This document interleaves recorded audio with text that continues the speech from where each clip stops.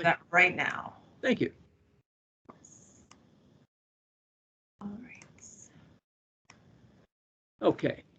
All right. Would you like me to introduce you, or do you want to introduce yourself? No, I think you can introduce me. You are indeed, the so-called MC, or to use an old-fashioned term that you don't hear used much anymore, the major domo. Oh my. Yeah, it's one of those many words that have long since, departed. But go ahead. Okay. I am deeply honored. Deeply honored. Thank you. I am. You know, we have that relationship. Yes, we do. Dr. Levis is the professor of, he's a professor of finance, and he's the chair of finance. He's also the chair of the new Academy of Applied Analytics and Technology. Well stated. And he is an amazing friend and colleague of the library, and we are so honored that he is here for the second year in a row, teaching us all about finance and what we need to know. So thank you for being here, and I will let you take it away. Well, you're welcome, and thank you very much for, grading me on the curve. So that was okay.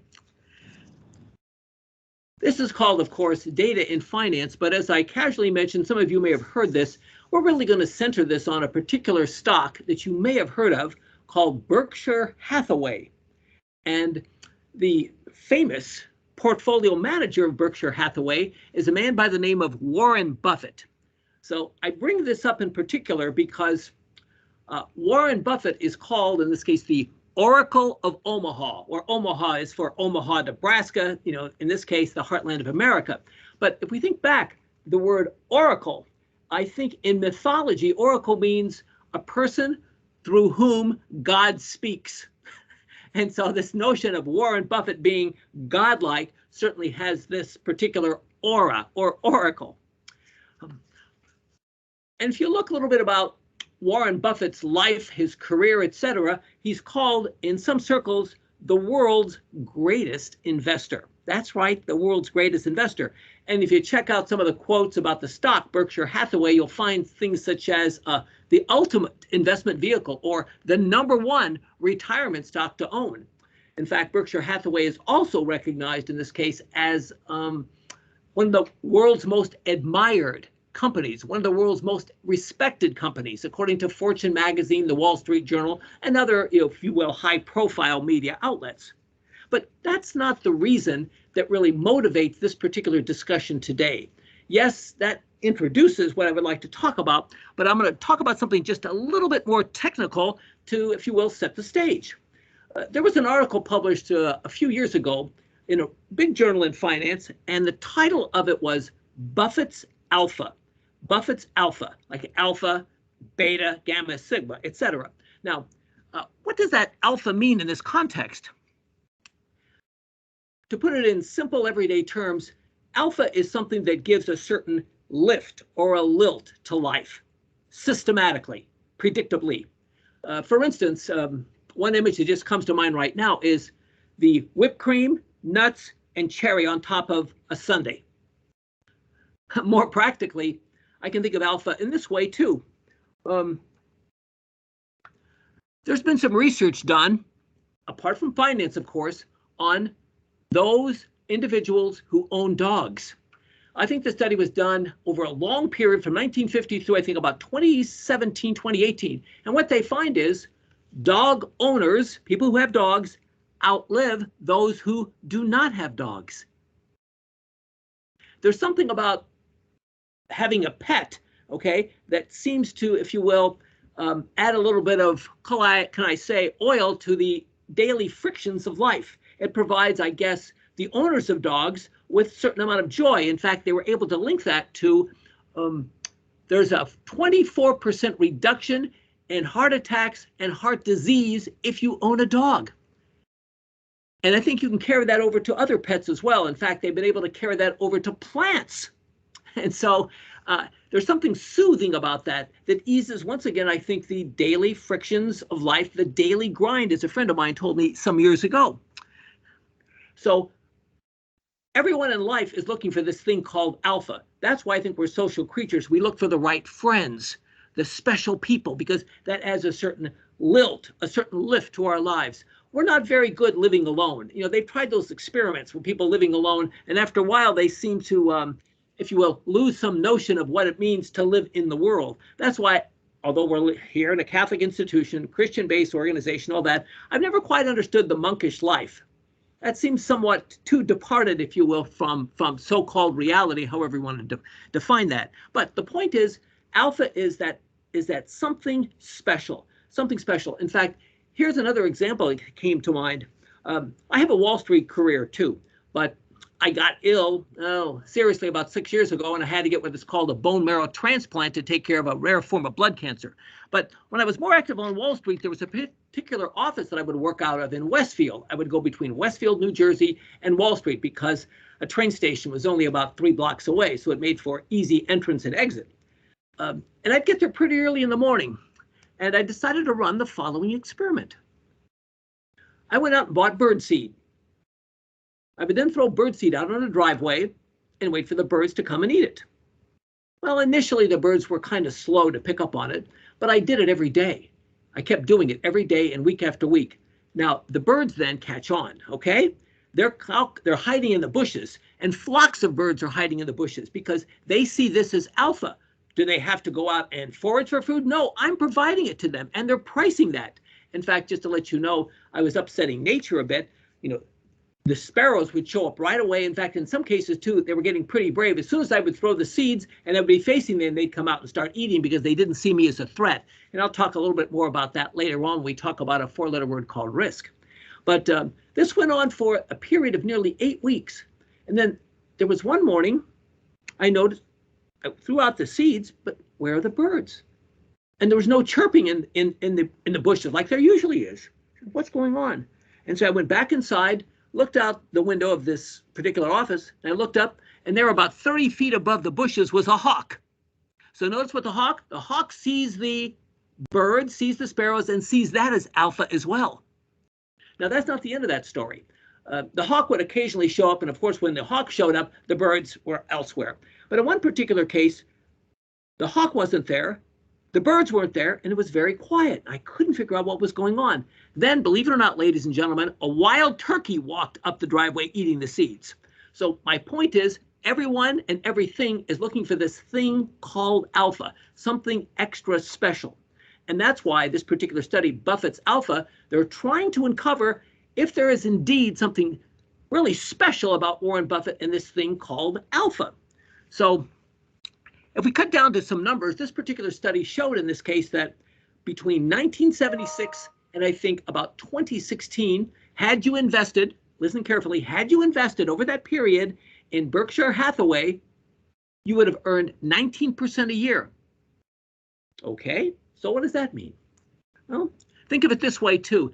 The alternative investment would have been, let's say, in a broad market index, and we'll talk about this in detail in just a moment. You could have invested in what they call the Standard & Poor's 500, and you would have earned 8%. So you can see that's more than twice that of the so-called market. Now, the way they're measuring this market, just so you know, to be clear, you've heard of things like the Dow Jones Industrial Average, comprised of 30 companies. Companies in this case, such as, there's just a few that come to mind: Home Depot, IBM, Intel, Microsoft, 3M, Pfizer, Merck, etc. And then you have a broader index called the Standard & Poor's 500, which is made up of 500 companies, and that's across manufacturing, mining, agricultural, utilities, services, etc. So that's a broader index, and that's the one that people usually look at when it comes to this thing called beating the market. Now, I'm going to take this notion of beating the market and apply it to everyday things in life. It's not about finance.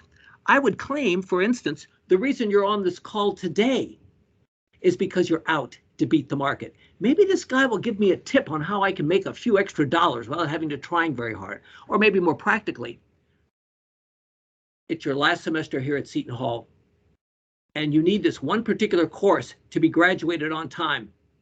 And you're checking the schedule, and you see, not only do you see the course and it's at the right time, but it's with an instructor you really want to take.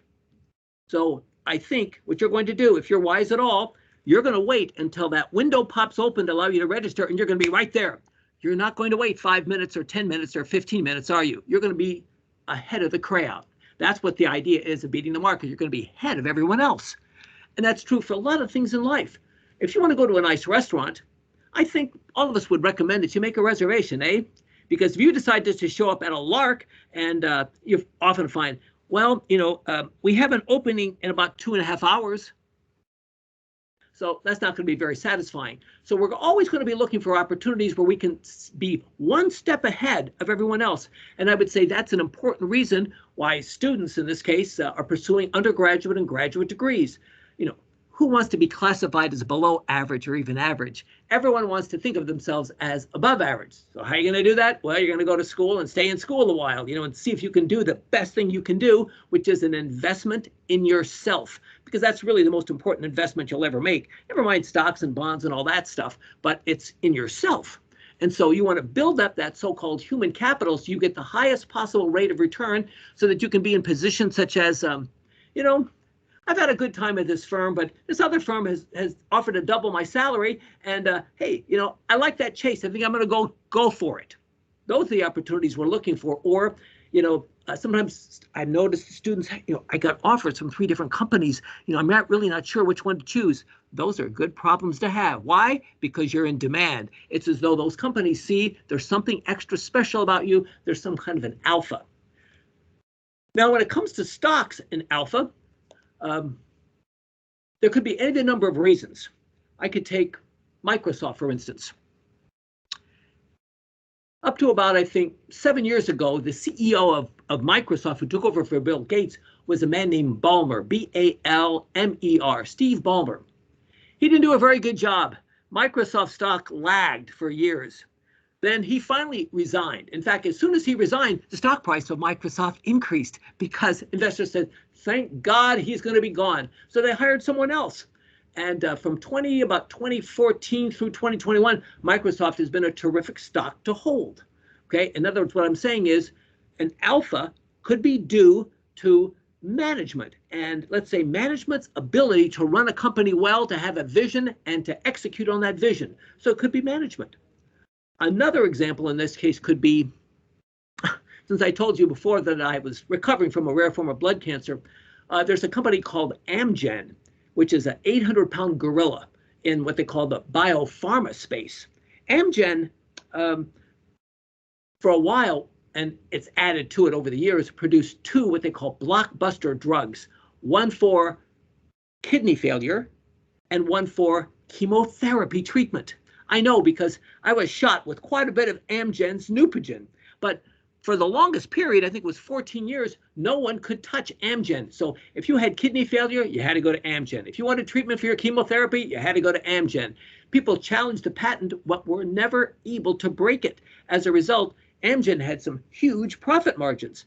I remember in some cases seeing profit margins for Amgen, at least say at the gross level, to over 80%. I said, whew, well, it's charging, as much as it can, because in the end, if I want to live, I'm going to need Amgen. Okay, so there you have it. But those are 2 examples. Oh, here's a 3rd example. Sometimes it comes in products. Here it is, the iPhone.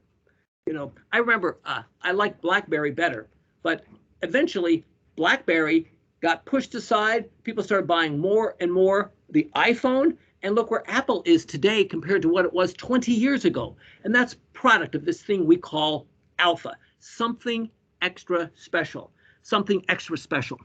Now, it's going back for a moment to Berkshire Hathaway and the market. We said, okay, Berkshire Hathaway, about 19%, the market, about 8%. Is there an alpha there? And as I will try to describe, even though Berkshire Hathaway is if you will, has more volatility, is riskier than the overall market, they found a positive and statistically significant, to put it in statistical terms, alpha. In fact, it extended for nearly 40 years, which is a terrific run, because I can tell you, alphas tend to disappear. For instance, look how people, and understandably so, they grieve over the loss of a pet. And so the alpha then is gone. Because think about this, isn't this what a pet does? Let's say a dog, for instance. It doesn't really matter what kind of day you're having. If you're having a great day, a not so great day, a terrible day. You walk in through the door of your home, your apartment, wherever you're living, and there's the dog to greet you with a smile. Now, it could be waiting for food, of course, too, but still, there's the dog ready to greet you, and that's helping, of course, your life, because as well as the day may be going, that dog gives it a little bit more of a lift. If the day was going terribly, you say, well, thank goodness you're here. It's great to see you. I need to see you, It feels good to look at your smiling face. Anything like that to provide a little bit of a lift. So as it turns out, Berkshire Hathaway does have this thing called alpha. Now, to understand a little bit more about what we're talking about here, what's remarkable too is that Berkshire Hathaway over this period is about 50% riskier than the overall market. So what I'm trying to say is it's just not about return, but it's also about the risk that you're taking. To explain that in simple terms, return really is all about what you expect to get out of something. What do you expect to get out of whatever action you're taking? How's that going to add to your life? The risk is the outcome disappoints you. It just isn't what you expect. And there's millions of illustrations. One that comes to mind right now, think of it, sports. Home run hitters. They're swinging for the fences, aren't they, in baseball? But they also strike out a lot too, don't they? And when the home run hitter hits a long fly ball deep to left field and it's caught at the wall, does anyone cheer if you're on the home team? No, because he didn't hit it out. Not good enough. Nice swing, but you're out. You're out. No one puts in the scorecard, almost home run. Okay? Or 3-point shots. And still in the basketball season.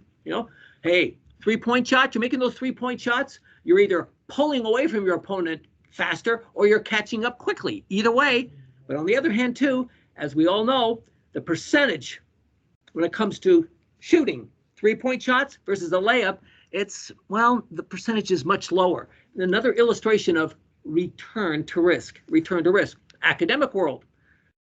Those of you in here who are students, the thought of being graduated from Seton Hall a semester ahead of time is appealing. Now, you may have to take 21 hours a semester for a while to do that. Okay, 21 hours. Think about that. Some big returns there. But also, there's the risk in this case of examinations and assignments bumping into each other. Heaven help you if you get sick, and what if one particular course turns out to be harder than you expected and your academic performance is poorer than you expected? You might be able to be graduated a semester ahead of time, but was the journey worth it? I say the same thing here. I'm from Indiana, ladies and gentlemen, southern Indiana. I did not own a car for 16 years here in New Jersey for good reason. I got out a little bit, drove around the area, up and down the parkway. I thought, to quote an actor whom I believe is still alive from the 1970s, his name is Clint Eastwood. I remember in one particular shoot 'em up kind of detective story in the 1970s, he said, a man has got to know his limitations. And so as I've gotten used to the driving here in New Jersey, I still see things that make no sense to me in terms of return to risk, such as people passing me on double yellow lines, exceeding the speed limit, only to find out that a half mile later, I'm right behind them. In fact, I've thought about putting this as a bumper sticker right on my car. I may be slow, but I'm ahead of you. So the point is, this notion of return to risk can be applied in many, many different contexts. It's just not in finance. Now, when we look very carefully at this return to risk measure, we find in this case, and let me see if I can share some things with you and see what you have to say.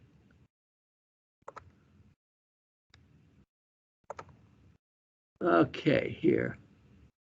Yeah, here we go. No, that's not the one I wanted. I'm sorry. I guess I can't read very well. Let's go back here once again. We'll take it from the top, as they would do on Broadway. Let's do it again.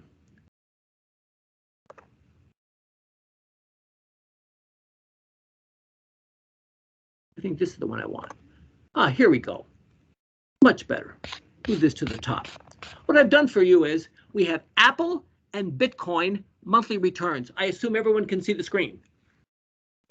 Yes. Good. You can see these are monthly rates of return on each of these stocks, and we're going from January 1st of 2016 down here to January 31st, in this case, of 2022. We have, in this case, a solid 5-6 years worth of data. Now, let's just compare these two rates of return for these two companies. You know all about Apple. You certainly know all about Bitcoin. I get more questions about Bitcoin and if you will, these currencies, of various kinds than I do about anything else. So here we go. Let's just do a quick comparison. You can see in January of 2016, Apple was down 7.5%. Bitcoin was down over 14%. Then in the next month, you're going to like this if you're holding Bitcoin. Apple's down, 2/3 of a percentage point, and yet Bitcoin is up 18.69. And let's just watch these numbers. Here's Apple at 13.33. Bitcoin is down minus 4.79. Ooh. And April of 2016, Apple is down nearly 14%, but Bitcoin is up 7.5. If you're holding Bitcoin, you're going to like these next two numbers, right? Look at these 18.53, 26.71, but then you're going to be down as Apple's up. Then you're down again. Now here's Apple, just a little bit ahead of Bitcoin, but wait till we get down here just a little bit farther. I think we're starting to hit a nice streak here for Bitcoin. Notice Apple, not even 0.5%, Bitcoin up almost 15%. Now Apple's down by 2 2.2. Bitcoin is up by 6.38. Now Apple's only up by 5 1/3. Look where Bitcoin is up, 29.24. Here we go, 25.76 when Apple is down. Apple's only up by 6.34. Bitcoin's up by 69.63. Apple's down again and Bitcoin is up. Apple's up a bit, a little over 3 1/4. Look at this. Bitcoin's up 15.9%. Apple's up 10, a little over 10 1/4. Look at Bitcoin, 63.58%. So this story continues, and I'm just going to gently go through these numbers because I have a particular point I want to mention. You can see this, for example, Apple's only down a little over 1%. Bitcoin was down 27.8%. Here, Apple's down by 5.4%. Bitcoin is down nearly 33%. It makes it up in the next month, but then you're down again. Then it makes it up here, and then you're down again, down again, down again, down again, down again, down again. Oh, man. Then you finally pick it up again. You're up a great. Hey, you're feeling great again. You're feeling great. Oh, I'm not feeling so good here. Not feeling so good here. Not feeling so good here. Feel better here. Ooh, I hate it here. I hate it here. I like it here. I hate it here. I hate it here. I like it here. I like it here. I hate it here. I like it here. You get the pattern. Okay. And look at this run here in 2020. Whoa, whoa, whoa. That's a great run. And then comes, here we go, 2021. Oh. We're finishing at 40% alone in October of 2021. Oh, but we finished the next 3 months on the downside. Now, you saw the fluctuation and the returns in both of these stocks. Here's what we're now going to do. And let me first do this.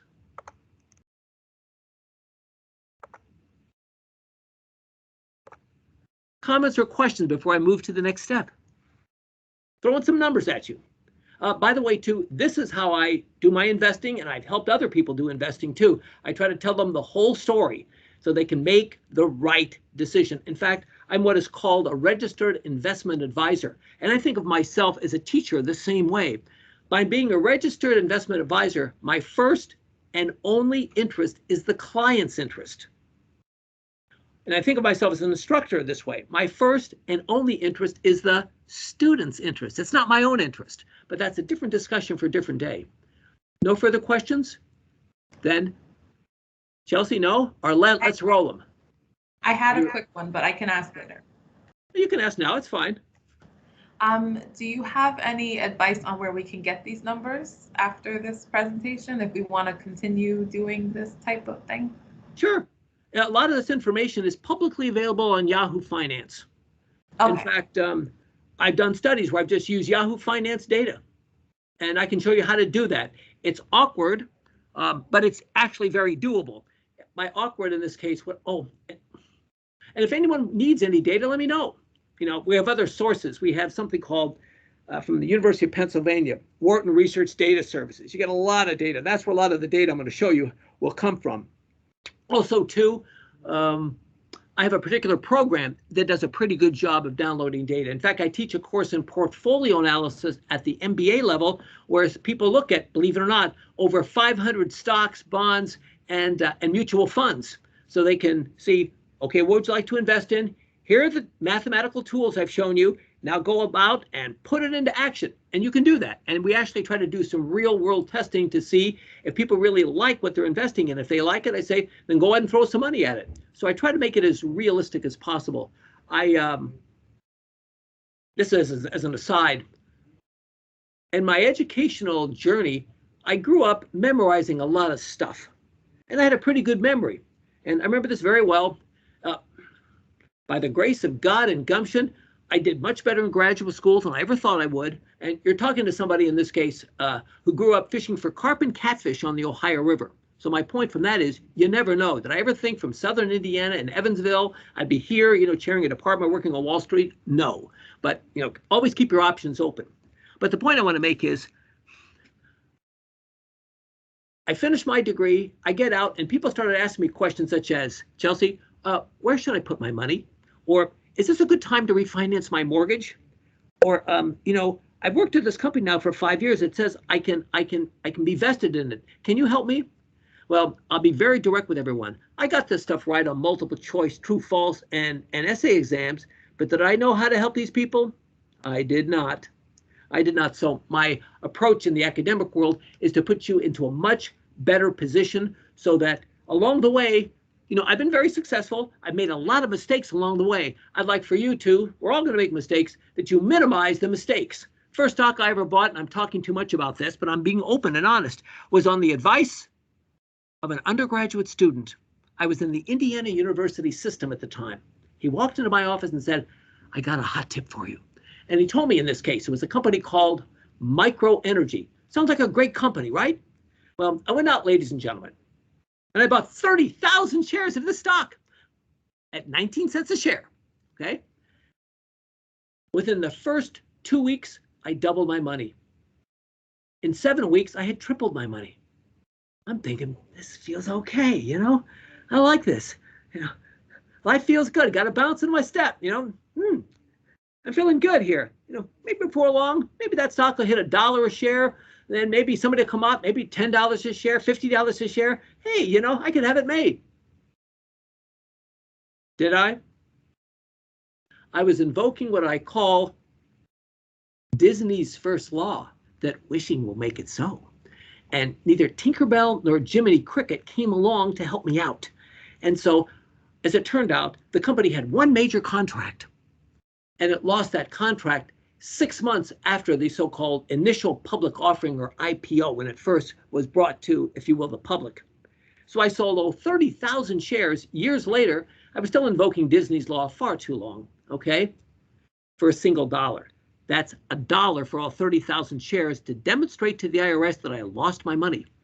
So what I call this is, good judgment comes from experience, and experience often comes from bad judgment. And so don't invoke Disney's first law. Be very careful, be very wary. I can tell you by experience, there's two things people want from us. They want love and they want money. And of the two, they'll take our money before they'll take our love, okay? In fact, think of it this way. We kill either for love or for money. But of the two, people will kill for the love of money. So keep all that in mind as we move along. Chelsea, that was a long-winded response to any question. So, but you got me off on a tangent, and I can talk about all of this all day. Is that okay? If I bore anybody, just tell me stop. Get on to what you're supposed to be talking about. You're fine. Thank you. Okay, fair enough. So here's what I want to show you.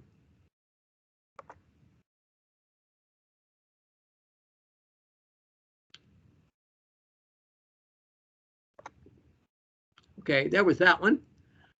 Just to go back here, I'm just pointing out once again how these rates of return change over time. And now we want to cut to the chase, as they would sometimes say, come back here. Just want to make sure that everyone understands where we were. We're going to do this. We're now going to go back here once again. And here we go. So I ran these numbers out. Whoops, I'm sorry. Oh yeah, you can see these, right? Sometimes I get a little colorblind. I didn't see the red around them. So you can see the rate of return on Apple over this period annually was 18.59%. Now I'm measuring risk. Zach, you will remember this. We're looking at statistically something very simple that you learn in a basic statistics course. We're simply looking at the variance of the rates of return. So 68.63%. Notice, if you look at the returns, no question, with Bitcoin, you'd be a lot richer than if you had held Apple over this period. No question. You can see the big difference. But look at the risk. 68.63% versus 517.14%. So there's something called here return to risk. We're just going to take the return and divide by the risk, just to get a feel for what this is all about. So if we do this, of course, we have equals, assuming I can see this. This is B3 divided by C3. What do we get? 0.27. Let's go down here to Bitcoin. 0.19. Now, the point I'm trying to make, it's not just about return, but it's about return to risk. Yes, you would have held on, to Bitcoin over this period, and you certainly would have been much richer had you held on to Apple, but could have you withstood the fluctuation in the rates of return of Bitcoin over this time? In other words, I'm dating myself. I do not watch television anymore, but some years ago, probably 20 years ago, Nissan used to have a commercial, enjoy the ride. Would you have enjoyed this ride with Bitcoin? When do you get out? When do you sell? When do you take your profits, they would sometimes say. As I think all of us know, in terms of this four-letter word called life, getting into things is easy. Getting out of them can be tough. Practical example. This happened to me before. I was not graduated. I did well at undergraduate level, but probably not as well as many of you. And there was a course I remember I was really struggling with. And Joseph, you'll understand this. This was a course in calculus and analytic geometry. But the instructor, I remember the beginning of the semester says, you'll find that my exams are too long and too hard to finish. And I couldn't finish a single exam. In fact, you'd get in there 3, 4, 5 minutes ahead of class, and the board would already be full of equations. And you try to copy this stuff down. He says, oh, stop trying to copy this down. Just watch me. But what really made it hard for me is there was a young man who sat in front of me who was a transfer from, like a school like MIT or Carnegie Mellon. And he was always falling asleep in class because this stuff was easy to him. And I remember one of the most intimidating statements I ever heard is when once, I guess he was waking up after the instructor said, oh, wake up, pay attention. And he could tell that a student could tell I was pretty nervous. And he just looked around, stretched his neck and says, hey, where I came from, they were all like this. I said, oh, great. So I struggled, okay? I got a 64 on the final examination. It was the third highest grade, and I got a C for the semester.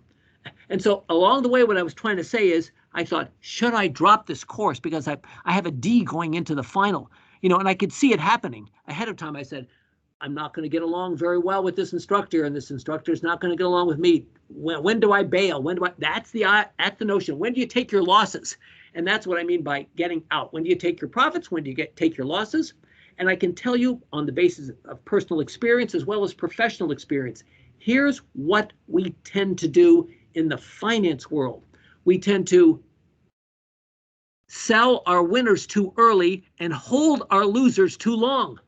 So my claim would be no one or very few people would have wanted to hold Bitcoin over this period, to have earned 109.31% without knowing where Bitcoin was going to be the next day, the next month, the next year, because this particular security is so very unpredictable from one moment to the next. So you have to say, how much more of this can I take? Whereas Apple is not what I would call a low risk stock.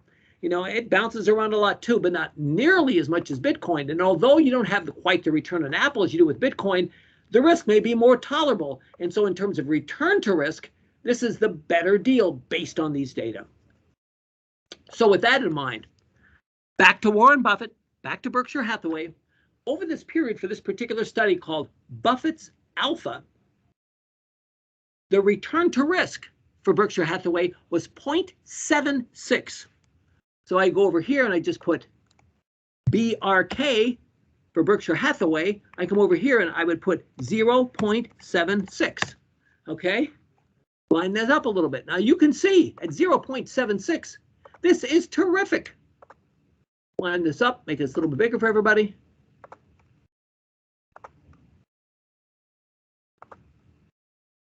Wow.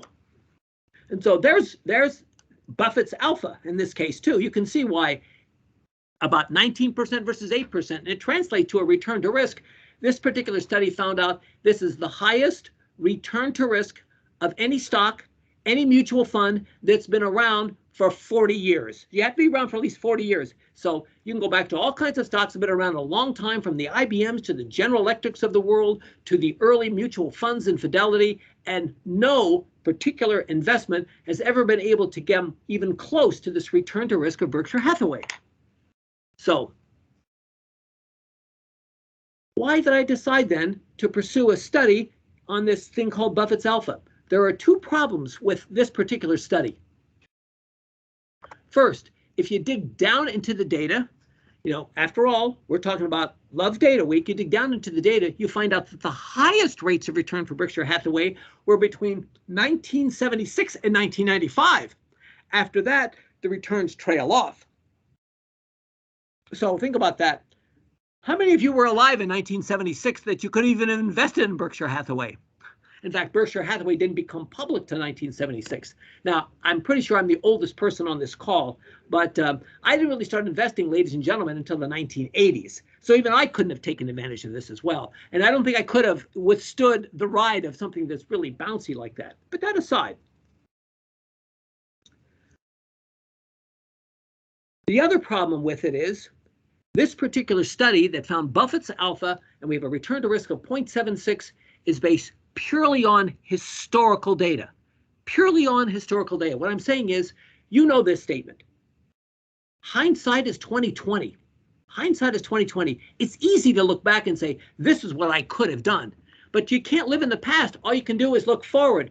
As you know, when you're driving your car, you can't be continually staring into the rear view mirror, can you? You have to be looking forward through the windshield. And so that's why I say the issue here with this particular study that, of course, is very laudatory about Warren Buffett and Berkshire Hathaway is it's only in hindsight, it's not in foresight. So the study I decided to undertake, and this is what's going to lead to the big data that I'm going to show you in a moment, was let's look at how Berkshire Hathaway would do in foresight. In other words, we will assume a particular portfolio on December 31st of a particular year, and we'll see how well the stock compared to the market does for 1 year, for 3 years, for 5 years, for 10 years. And we keep repeating this over and over and over again. And so to cut to the chase here once again,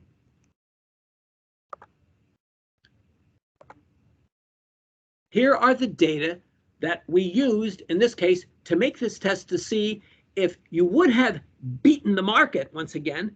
Could you have done better than the market in terms of return to risk had you been looking forward instead of looking backward?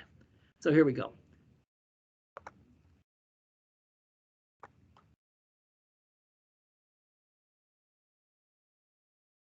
One moment here. I see it down here.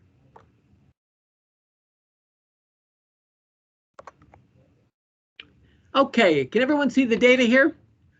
If notice, I'm going to run this study from 1990. Oops, not that far down. To 2019. In other words, we're going to build the portfolio. It's Berkshire Hathaway or the market. I got another one I'll deal with. And for instance, here in 1990, we're going to build a portfolio that begins, in this case, on January 1st of 1990. So we build the portfolio on December 31st of 1989. We build the 1991 portfolio based upon data on December 31st, 1990. We build the next portfolio based upon the data, and I think you understand what we're doing. We're going to build the portfolio first, then we're going to test it. We're going to go forward. We're not going to go backward. And let's see what we're going to get. Now, first of all, we're looking at the S&P 500. If you recall, 500 stocks. So you can see we've got some data here. We've got a lot of data. In the words of a movie that you may have heard of, probably before you were born, 1996, it was something to do with the, I think it was the National Football League draft. It was called Jerry Maguire. And the famous statement in Jerry Maguire that some of you already know is, "Show me the money." So in this case, since this is data week, it's show me the numbers. Show me the numbers. So here's what I'm doing. I'm showing you the numbers, showing you what we were looking at, showing you what we're going to crank out. And with all these data, you may be surprised in the end what I'm looking for. We have approximately 1 million cells here covered of data, up and down, all the way through 1990. We're going to boil all these numbers down, ladies and gentlemen, to 12 numbers, all based on return to risk. 12 numbers, all based on return to risk, to see if you could really beat the market by investing in Berkshire Hathaway as you're looking forward, as you're looking in the future, not as you're looking back, but as you're looking forward, because that's the key. In fact, I've long argued that the F letter in finance is all about the future. In fact, as far as I'm concerned, I'm looking right here at those of you on this call, you are future value. That's right, you're future value. I'm only present value. And when I retire from Seton Hall, I will indeed be historical value. But the reason I offer these things is so that you can run a better race than I've run. You know, I've had a great race and I'm having a great time. But at the same time, too, I'm handing the baton off to you in the Olympic tradition so you can run a better race. So here we go. I'm just showing you what you can do. And I'm not doing anything particularly sophisticated for those of you who have just a little bit of a math stat background. I'm just using classic mean variance analysis. Classic mean variance analysis. Nothing particularly sophisticated. So we have all these numbers up here. Let me now do the following. Does anyone have any questions in particular about these numbers? Well, in fact, I should do this too, just to give you some perspective once again. Oh. All these at the top, as you can write, these are symbols of the various stocks that were in existence in those days. Let's just cut over here very quickly. Here's BRK, Berkshire Hathaway. Notice January 1st, for the entire month of January through the 31st, Berkshire Hathaway in January of 1990 was down 14%. It's down another 3% in February. It's down another almost 7% in March. It's down, picks it back up here, gets a positive review, positive, another negative, negative, negative 8.5%, negative 8.2%. Notice there is risk associated with Berkshire Hathaway.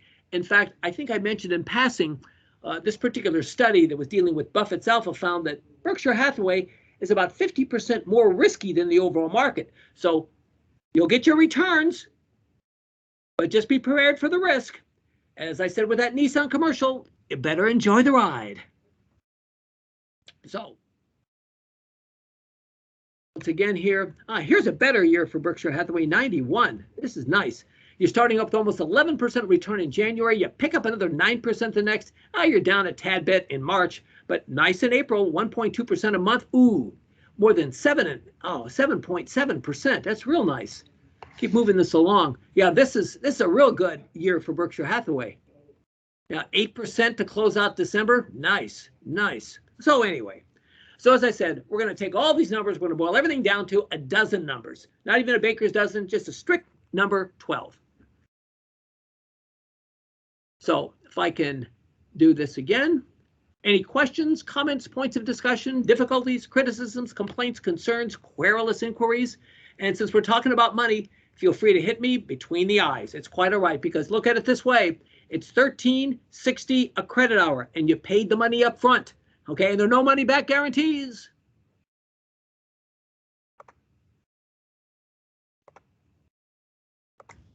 Before we continue, any questions? Sure. But this is very interesting. Oh, very good. I'm glad we were able to hold your attention. Anything in particular you'd like for me to talk about at this time? I can, if not, let me move on to the crux, then we can come back and I'll try to address any questions you want. And if anyone ever wants to come by and just talk about investing, I'm more than happy to do so, free of charge. That's all part of the tuition. In fact, now that I no longer have, as if you will, the career on Wall Street that I did have, because one of the side effects of my disease was I was blind for more than 2 years. I can't even see computer screens. So if you can't see computer screens in this world, you're in trouble. Okay, but I got my vision back, so by the grace of God and gumption, and there's a long story behind that too. So let's just continue. Here's what I want to show you. And we're finally going to cut a little bit more to what I've been talking about all along. Let's see here. Assuming I can find it. Here we go. In search of market outperformance, another look at Berkshire Hathaway.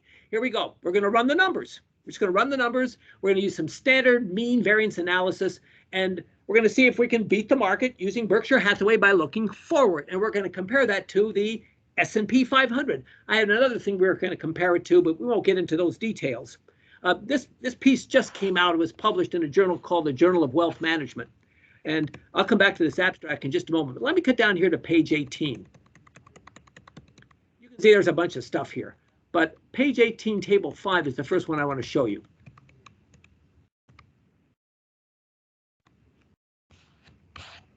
Table 5. Here's 1 year out of sample rates of return. By out of sample, we mean we're looking forward. Volatilities as measured by, notice, standard deviations. That's how we're measuring this thing called risk. Simple stuff. And this Sharpe reward to variability ratios is simply a common way to measure return to risk. Here's for Berkshire Hathaway, here's the S&P 500, and here's something I was playing with an algorithm. But let's cut down here to the very bottom. Here it is, 1 year. We're looking at how did the portfolio do in 1990, 91, 92, 93. We're going to make a comparison across these 3 portfolios. Let's come down here. Notice the return to risk. Here's Berkshire Hathaway return to risk. What is it? 0.76. What's the market? 1.11. Here's this other alternative. What's that? 0.9. Is Berkshire Hathaway beating the market for a 1 year holding period looking forward? No. Let's go to the next one. Here we're going to look for 3 years. So you don't want to hold it for 1 year, you're going to hold it for 3 years. Why not? Let's do the same thing again. Berkshire Hathaway, 0.69. The market, 0.72. This other, 0.71.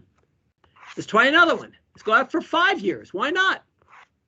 Let's give it a chance. Berkshire Hathaway, 0.62. The market, 0.64. Another one, 0.65. Let's try 10 years. Berkshire Hathaway finally comes through, 0.46 versus 0.42 versus 0.41. Now, good for Berkshire Hathaway. And I'm just coming at this objectively from a research standpoint. Would you have wanted to hold Berkshire Hathaway for 10 years? In other words, we're going from 1990 to 1999, then from 1991 to 2000, then from 1992 to 2001, etc. And that's how all this works.